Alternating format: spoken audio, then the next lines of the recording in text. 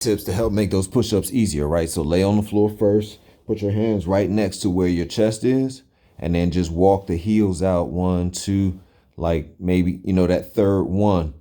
So you'll feel your elbows are about 90 degrees and your hands are pointing forward, maybe about a hand's width away, right? And then bring your feet together. Focus on trying to keep your back parallel to the ground and your abs tight, okay? Then move to your knees and let this be your starting position, up, okay? And then break down your number. So if you're trying to do 25 for the day, then do 10 in the morning. Just do 1, 2, 3, 4, 5, then count down.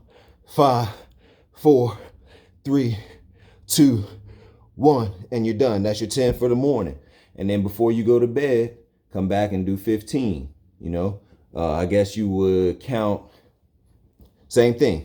Count up 5, 1, 2, 3, 4, 5, then down. 5, 4, 3, 2, 1, then count 5 more down. 5, 4, 3, 2, 1.